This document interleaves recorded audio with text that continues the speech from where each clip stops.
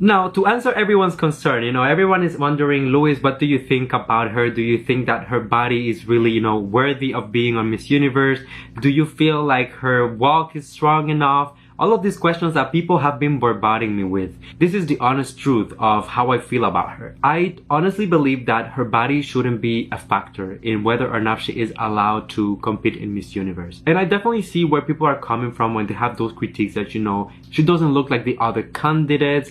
In my opinion, as I was telling you earlier, Anjali looks a little bit more as a natural woman, in the sense that she looks healthy. She looks like she takes care of herself, like she takes care of her body, but she is not overdoing it. Beauty queens, when they compete for a specific pageant, they prepare for it. They don't look like that at all times 24/7 for the entire year. Think about it as if you were going to compete in the Olympics.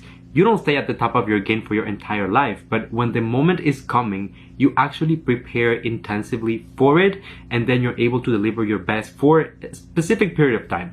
Now, just because her body is not as fit, not as toned as other candidates, it doesn't mean that she's not deserving.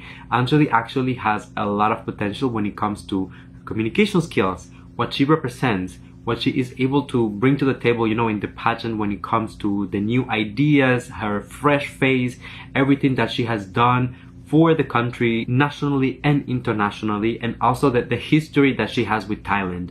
We know that she has lived in Australia, she has lived and worked in Thailand as well, so I don't feel like she's one of these girls who is just coming back for getting the title. She is actually been actively working within the country, so for me, she is definitely someone who is deserving. But also keep in mind that being a trailblazer does not automatically mean that you will win Miss Universe. Think of people who have been pioneers in what they do. For example, think of Maria Thatchel from Australia this past year. She was like one of the shortest, if not the shortest contestant ever. And although she was one of the fan favorites, she did not get the crown.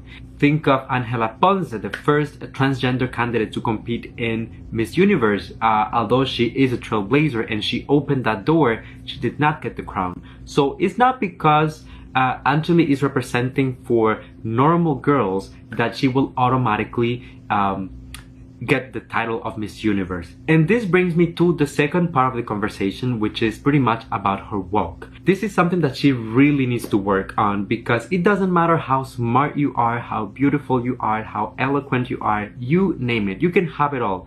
If you are not able to perform on stage, this will penalize you at the end of the day. So as of right now, if I have to tell you one thing that I feel is an obstacle for Anjali and the international crown, it will be the pasarela, the runway walk.